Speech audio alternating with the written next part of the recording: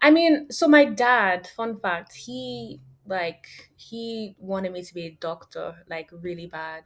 Hmm. Like more than just your average Nigerian. He said he would give me like 50K dollars if I graduated as a if I finished pre-med, Hmm. went the whole doctor route. He said he would give Yeah, me a car. Like he was very serious. Even when he would introduce me to his friends, yeah, like he'd be like, "Oh yeah, she's trying to become a doctor." And I'm like, he was really in that dream. yeah. So when I told him that that wasn't the direction I wanted to take, I he was quite disappointed.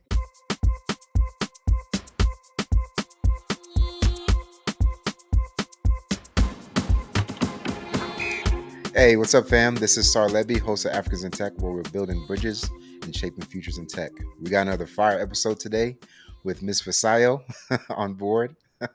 So, really excited to have her tell us a bit about herself. Similar to like a lot of the other podcasts that you've probably watched or heard. I met Fisayo by going on Instagram, looking at Africans in Tech hashtag, and she popped up somewhere, and then I just pinged her on Instagram.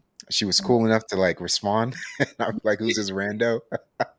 So, Fisayo, thank you for responding first of all, and then as always, we're just gonna get started by just telling the viewers who you are. Nothing specifically tech, just kind of tell them who you are, and we'll get started from there. Okay. Thank you for having me. So my name is Fisayo. I'm who am I besides tech? um, so I live in Nigeria currently. I was actually born and raised in America, and I was there until I was 9 before I moved back to Nigeria because my mom wanted me to have like the Nigerian experience in what we call secondary school. So I was here from like 9 to 16.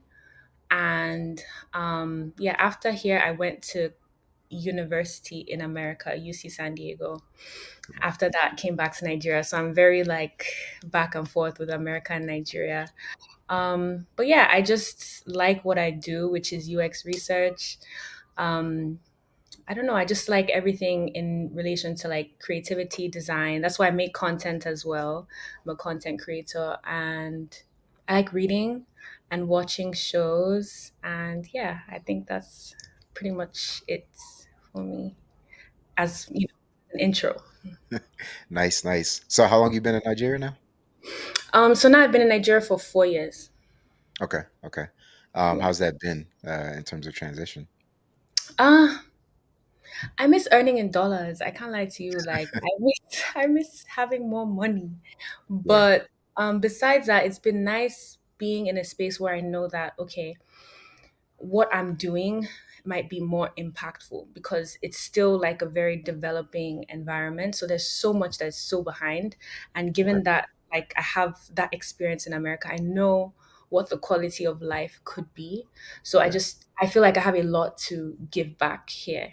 So I mean it's not perfect. It can be quite stressful with the instability, the security, just simple things like electricity and water and such. But besides that, I do like being amongst Black people, yeah.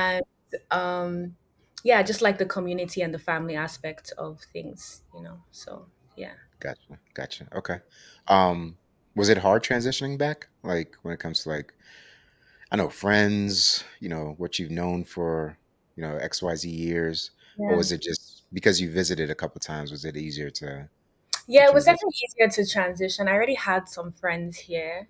Gotcha. Um, but it was still an adjustment because regardless of the friends I made when I was younger here, I'd obviously grown.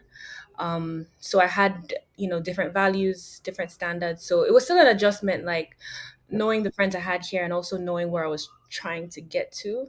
Gotcha. So just, adjusting to that transition too. Yeah. Gotcha. Gotcha. Mhm. Okay.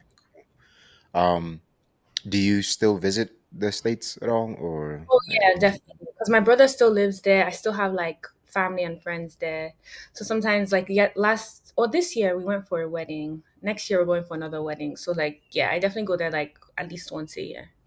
Okay, nice, nice. Okay. Mhm. Cool. So let's get into the tech piece then. So What do you do specifically in tech, and like how long have you been doing it? So currently, I am a UX researcher, and I've been doing this now full time for 2 years. I feel like I've been doing it for like, you know, let's say 3.5 years, but full time for 2. Yeah. Gotcha, gotcha. And how'd you get into that? So I studied cognitive and behavioral neuroscience. Mhm. So What does that mean? yeah, when I told my mom, she was like, "What's that?" So basically, what I studied was a mix of neuroscience and psychology. Okay, Um, so basically, really connecting how our behaviors, basically connecting our behaviors to the brain. So instead okay, of just studying psychology, I really wanted that like neurological, backing as well. So that's what I gotcha. studied, and it was very research heavy. So I was in the psychology honors program, so I had to do like a whole research thesis. And even in my courses, there were just a lot of research related things, and that's how I got into research as a practice. Okay, And so before I graduated, I picked up a design minor, and the design minor related specifically to human centered design. So okay, basically, how we make products and services that, align with us as human beings, And that's gotcha. really how I got into like UX. That's how I learned about UX. Okay, Um, and with my research background, I kind of knew I was on the research side of things. I would prefer the research side of things. So that's kind of how I decided, okay, I think I want to be a UX researcher. gotcha. Um, and yeah, like we spoke before, I just started, doing all these random foundation courses, boot camps, Mhm. just telling people what I'm interested in, doing Yeah. random like case studies by myself. Mhm. And eventually, after quite a while, I finally got like my first like full-time role as a UX researcher. Okay. So from Yeah. that time where you started like studying and kind of doing boot camps and all that jazz Yeah. to like getting your first job, what's that time frame? Time frame is 2 years. Time frame Okay. is 2 years. Yeah. So when I graduated, yeah, I was doing all those courses, and I told you I did consulting, tech consulting at PwC as well. Yeah. So I did that for 2 years while I was still learning UX and everything. So after those 2 years, I got my first UX research role. Okay. So you Yeah. were really like consistent and motivated because I mean, 2 years is, Mm. is a long A time. long Yeah. time. Yeah. I did not give up. Like I just kept going. It was getting very frustrating because I, I don't know. I was just trying. It's just hard to break in, I feel. I don't know if that's the case for everybody else, but I mean, Yeah. I see it too. A lot of people trying to break into UX reach Mhm. out to me and ask what the best approach is and all of that. Because I feel like it's a tough market. Unless you know someone that's can like plug you in, I think Yeah. it's a tough market to get into. So I was asked this, did you follow anybody like while trying to get into like the UX piece, like whether from Twitter or Instagram or LinkedIn? Did you follow or did you have friends that you followed? Yeah, I followed a good number of people. Mhm. Do you want me to mention them or just You can, but I guess I'm more so interested like what's like the process of finding the people you finding the follow? people? Yeah, yeah. For me, what really helped was telling people what I was interested in. So, for Gotcha. example, before I moved back to Nigeria, I knew I wanted to do UX, right? So I reached out to my cousin that's in design at a fintech company. Like he's a product designer. So I Okay. reached out to him. I was like, listen, I'm trying to be a UX researcher. I don't even know where to start from. Like, where do I find these roles in Nigeria, especially because it's so rare? Yeah. And he connected me to like a key UX research leader in Nigeria. I mean, she's not in Nigeria anymore, but while she was there, she was like a, big voice in that space. So that's how Mhm. I followed her. And also through her, I found other people. She had a community group chat, and I met other people through them. Gotcha. So yeah, I think it was just like a waterfall effect, just telling people what I'm looking for, what I'm interested in, and they connect me, and then I find out about other people too. So yeah. Okay. Okay. All right. So cognitive something that you were studying. Yeah. Uh, yeah, you were doing that. How did your parents feel about you leaving that to like getting into UX design? Were they supportive? Yeah. I mean, so my dad, fun fact, he like he wanted me to be a doctor, like really bad, Hmm. like more than just your average Nigerian. He said he would give me like $50K if I graduated as a, if I finished pre med, Hmm. went the whole doctor route. He said he would give Yeah. me a car. Like he was very serious. Even when he would introduce me to his friends, Yeah. like he'd be like, "Oh yeah, she's trying to become a doctor," and I'm like, "Yo." He was really in that dream. Yeah. So when I told him that that wasn't the direction I wanted to take, I he was quite disappointed. Yeah. I think it took a while for him to adjust to the fact that okay, I wasn't actually going to be a doctor. So, Yeah. but my mom, she's chill. Like she just wants me to be happy at the end of the day. But yeah, my dad wants me to be happy too, but he just had this like expectation or vision of me as a doctor. So Yeah. yeah. Hmm. Yeah, no, I get that. I mean, I think I shared with you the clip that, you know, most African parents, not all, but let me say some, they Yeah, want you to have those staple careers, doctor, lawyer. exactly. Exactly, Yeah, exactly. So, cool, cool. yeah. But so far he's adjusting to it well, I'm assuming. Oh, definitely, definitely. So, I mean, it got a lot better towards the end and when I graduated, and yeah, we're good now. I mean, he still brings it up sometimes, like, "Oh, you could have been a doctor." I'm like, "Please let it go." Yeah, but we're good. Yeah. That's good. That's good. That's good. All right. And then you said you have an older brother, and Yeah. he's what is he doing? Well, you said analyst. We were talking about it Yeah. earlier. Yeah. He's some sort of analyst, Also, I but am he's forgiveness, but yeah, he's some sort of analyst mhm. in America, in California. Okay, cool, Yeah. cool. Mhm. All right. I know he And works then at a car company. you said a car company? Yes. Okay, gotcha, gotcha. Okay. Yeah. Hmm. Did he have any influence on you, like becoming or going into UX? And the reason I'm asking this is understanding how family support or non-support sort of affects individuals when they're, either switching careers or deciding to go into a specific career. Um, no, like my brother and I are super close. So even in the course of my college career, there were so many things I tried. I picked up a film minor at some point. I Gotcha. said I wanted to be a therapist at some point. So, and I told him about all those different like steps, like, oh, I want to do this now. I want to do this now. And he's Yeah. very supportive of every single thing I do. So it was Nice. never a question of like, oh, you shouldn't do this. No, like he's very supportive. Gotcha. Yeah. Gotcha. Well, that's good. That's good.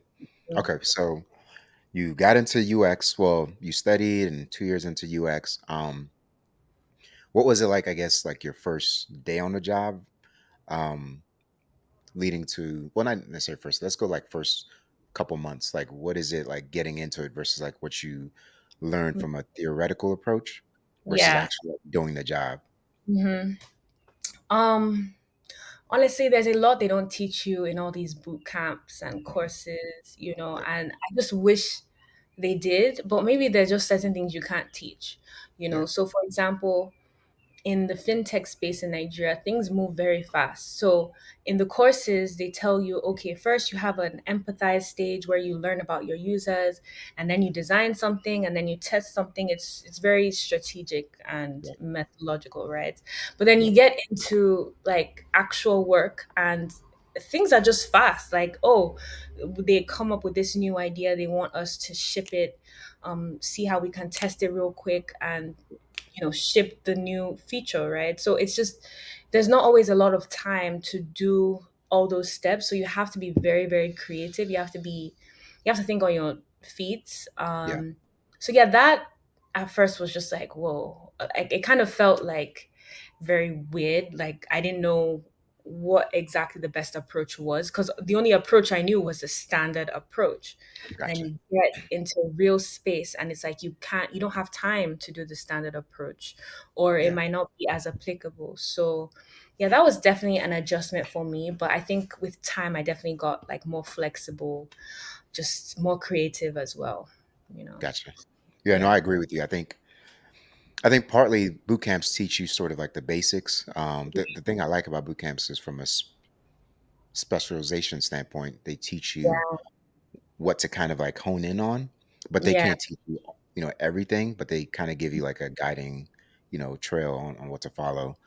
Yeah. Um, but Hmm. there are a lot of gaps, and, and I'm glad you brought that up because I think a lot of times when people go to boot camps, they expect once they get out to be like a ninja, Yeah, whatever field. like that they'll excel in whatever company, but Yeah, yeah, yeah, it's definitely different, yeah, even in terms of dealing with stakeholders, even in terms of actually, for example, I'm a researcher. So mhm, if I determine that, oh, with this product, if we do this, it might increase conversion rates and all of that, I still right, have to get like stakeholders on my side. yeah, There's so many like nuances as well. It's not as simple as, right, oh, you research, you do this, you ship, like, so there's just so many other things like socially, dealing with stakeholders that, yeah, you can't even learn from those courses. You have to be, definitely, on the job. Yeah, but I still wish they included more of those things. Like realistically, what could this look like?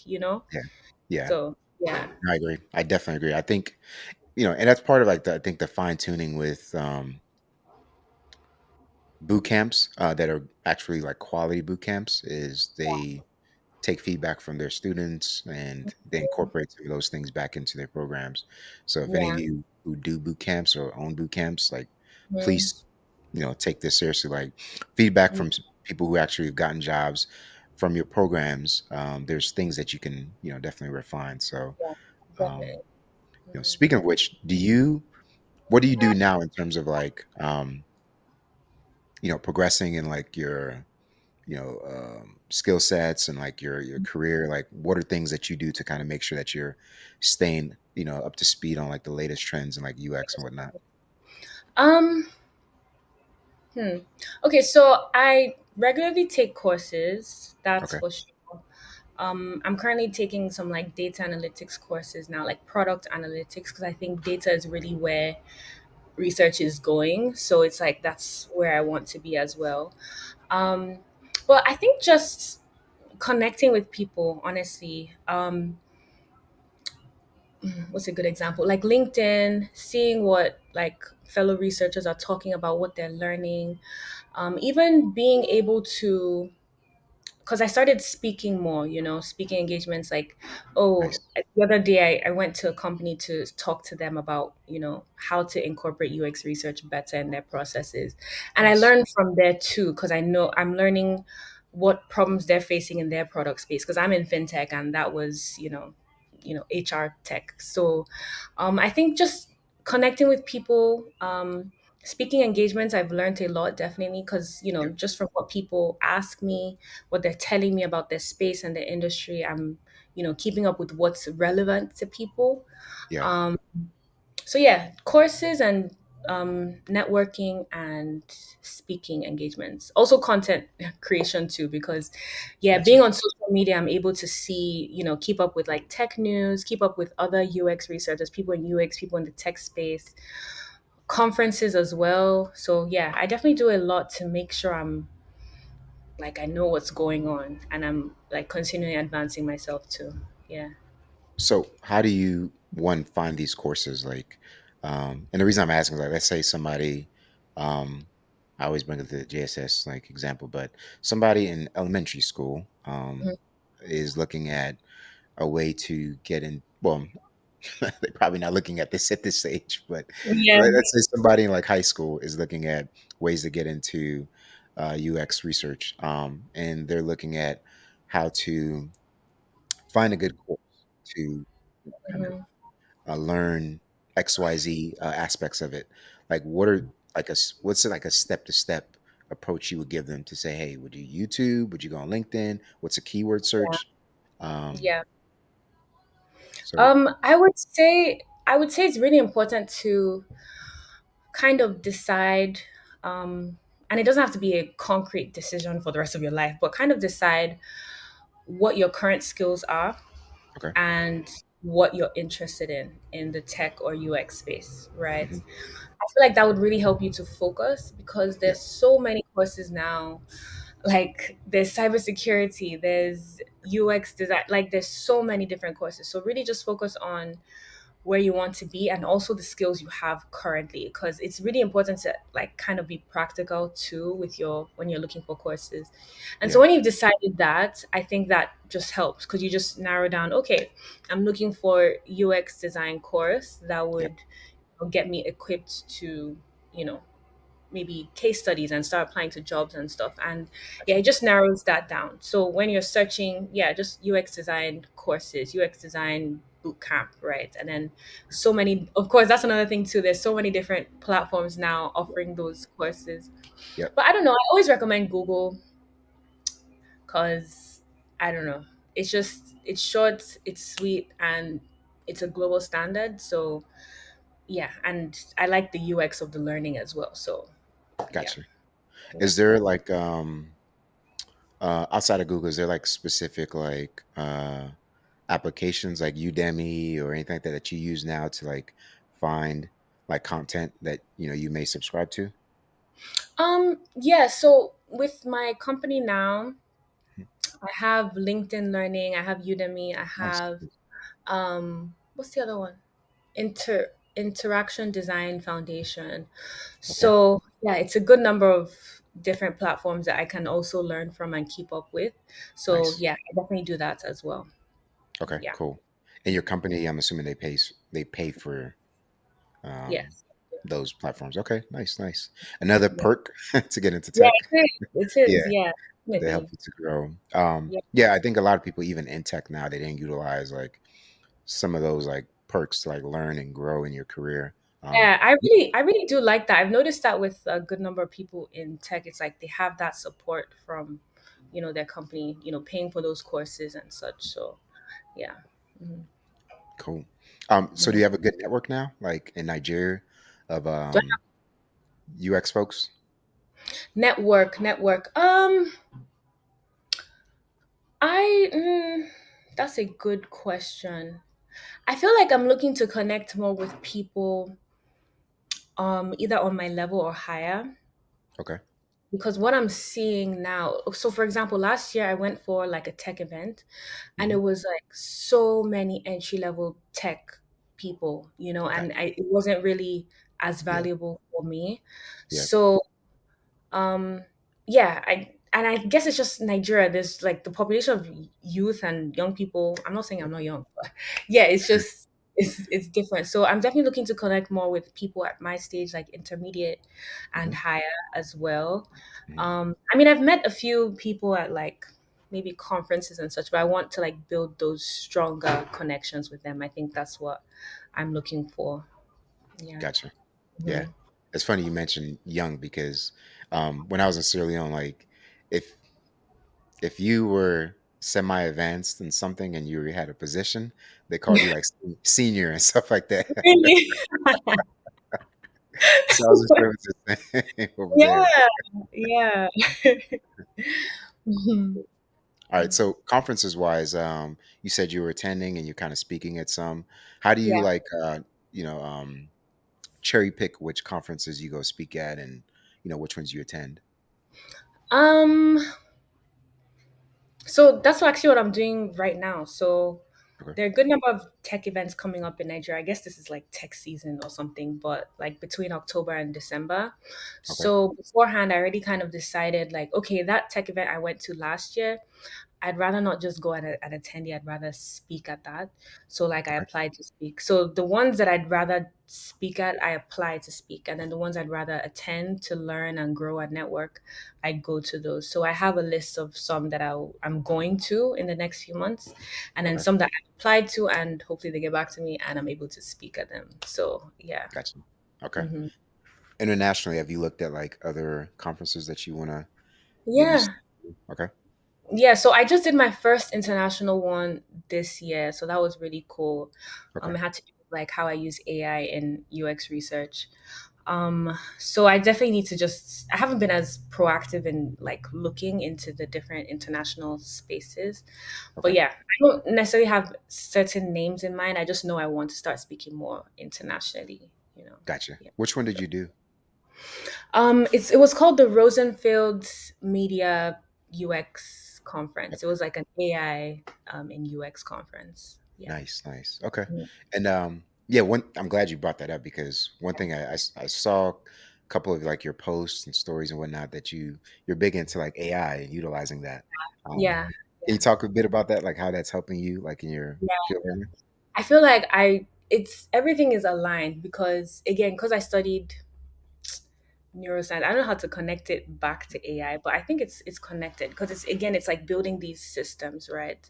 Yep. Um, so I'm a big fan of seeing how I can use AI in every aspect of my work. Okay.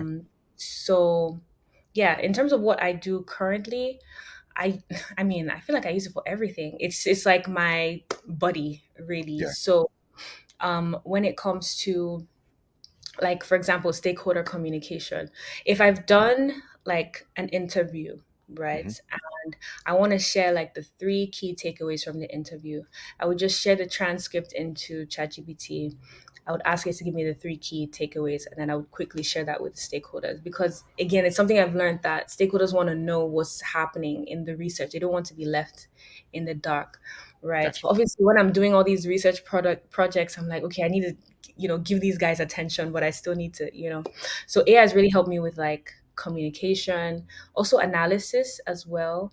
Okay. In my team, we're only three researchers for like a lot of products in the company. So you can imagine the amount of analysis we have to do on a regular basis.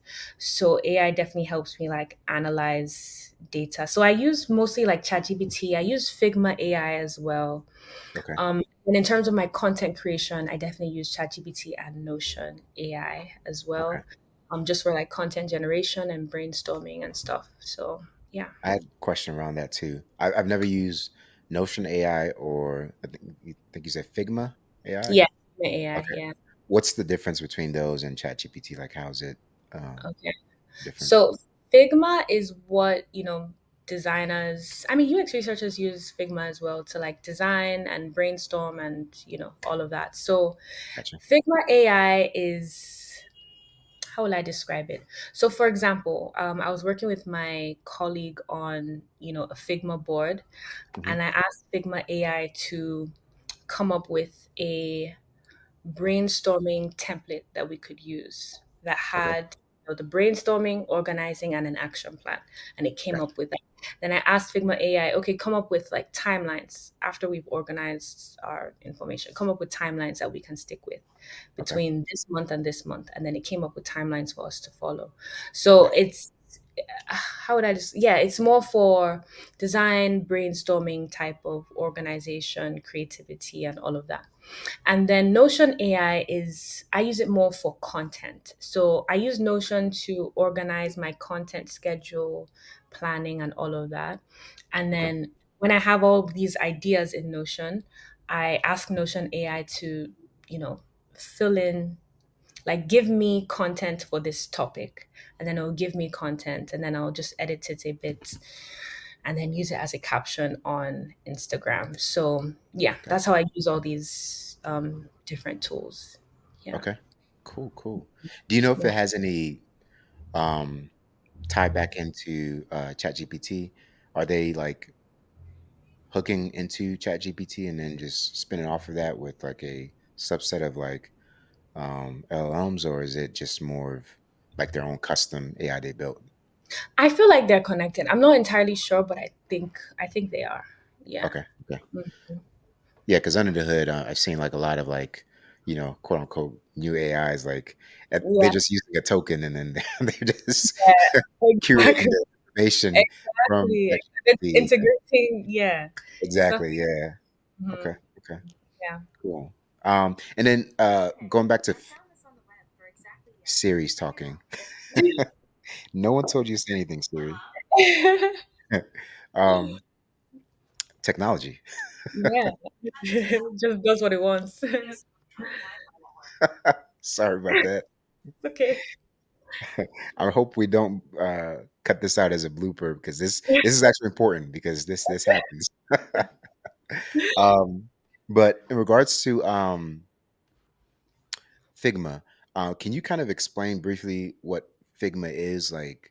Not just let's say somebody who has no idea like what UX design or research entails. Like, what exactly is Figma?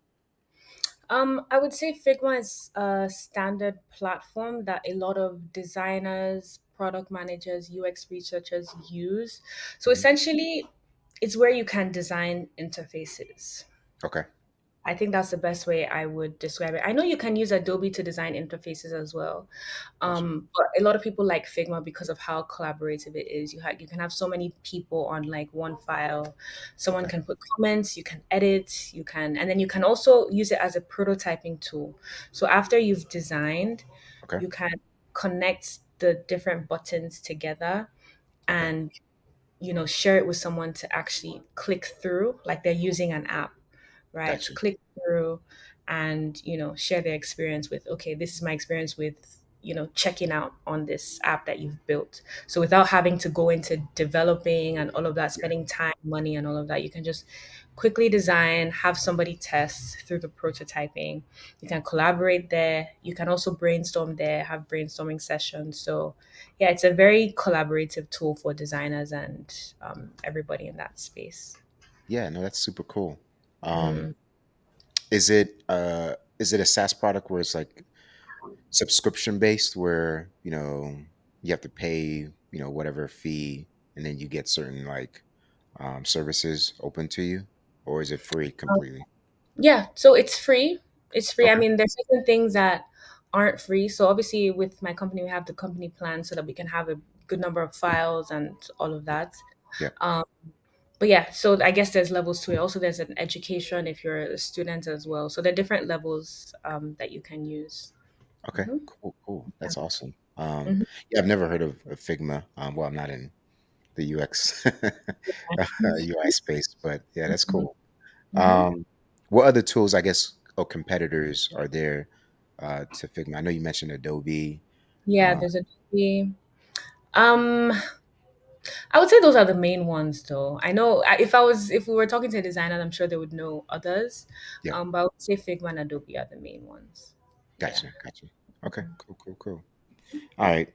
Just a few more questions. Um, in terms of like your experience in Nigeria, what has been like, um,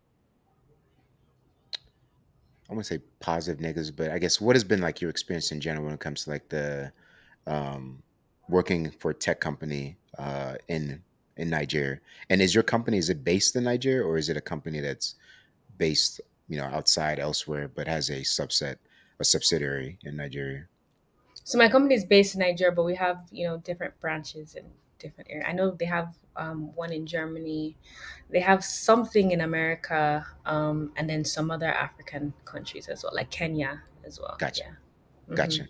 So what's been like your experience like working for them, like I guess so far?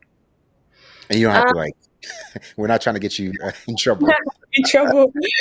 Um, it's really interesting, especially because they started off as like mostly a B2B company, Okay, So when it comes to corporate payments, when it comes to ATMs, just certain things like that. That's what they used to, I mean, that's actually their main source of revenue. So they're just getting into like the consumer play now with like gotcha. all the fintech apps and different apps that you could do stuff with. So it's been really interesting working in a place that, has a history, Hmm. um, and that is actually giving value in tech, but just in another way that I didn't really think about. Because, when you think about tech, especially when you're new in UX, you just think about apps and websites, right? Yeah. Yep. But there's so many aspects of fintech and so many aspects of payments that I didn't even know about until I, joined this company. So Yeah. yeah, I'm definitely learning a lot. Even till now, like almost 2 years in, I'm still learning so much about what it takes to be able to, run the finances and, technology for a lot of these payment services that these companies like these banks and just these different corporations that they need, So Yeah. Why fintech? Why? I don't know if you mentioned it before. Why not yeah. ed tech or any other sort of like tech space? I think, well, fintech currently, I think I read an article recently. Fintech currently is getting like the most amount of investment, most amount of funding. I think because money, money is important here, I guess, you know.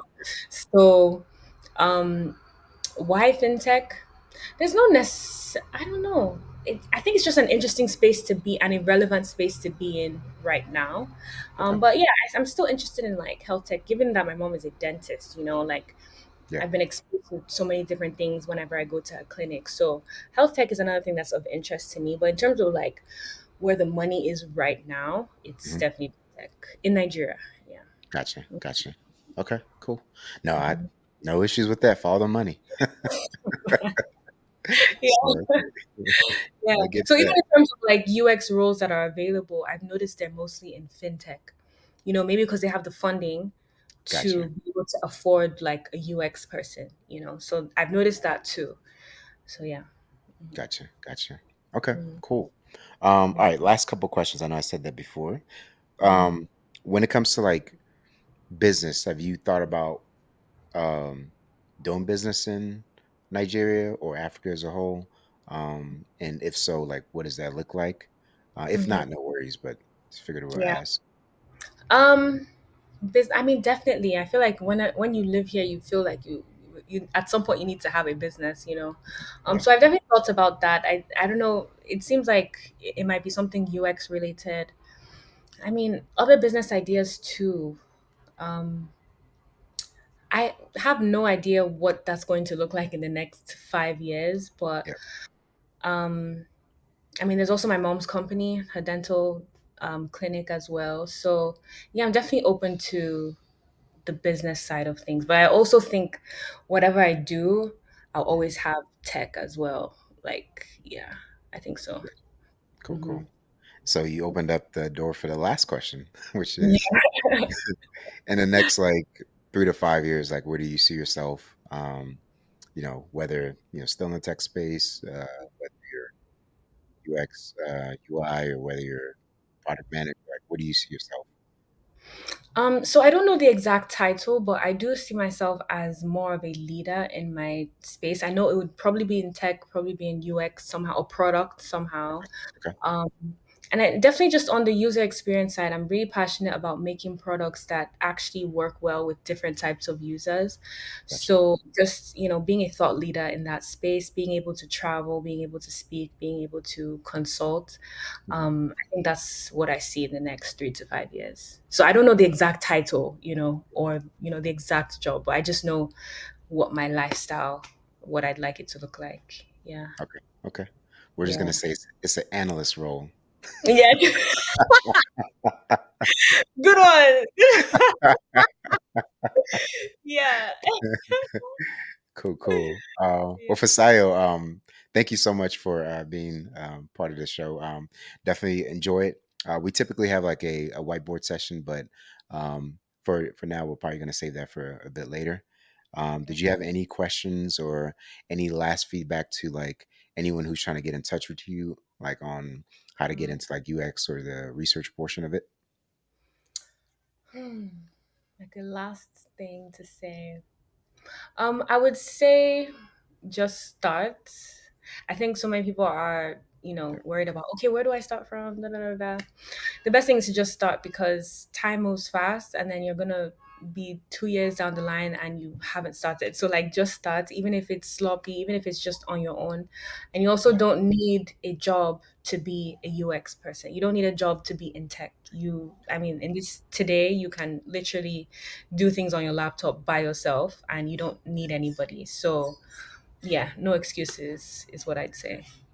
yeah. No, I absolutely love that. I think a lot of times there's a lot of excuses about, so and so is looking for XYZ mentors or whatever it is, or trying to figure out like what route to take. Like get Yeah, started and then you figure out what you'll you figure like. out what route you'll connect with people and Yeah. eventually you get a job. But yeah, you know, just start. All right. Thank you for Sayo again. How do I say your last name? Oshilaja. Or Silaja Yeah. for coming on the show. Really appreciate it. So if you're trying to get in touch with Fisayo, I will have her information, all her socials and whatnot, emails as well with this episode, or you'll see below this social media post. So if you have any questions at all, feel free to hit us up at africansinTechnology@gmail.com. Again, it's africansinTechnology@gmail.com. My name is Sar Levy, and this is Africans in Tech, where we're building bridges and shaping futures in tech.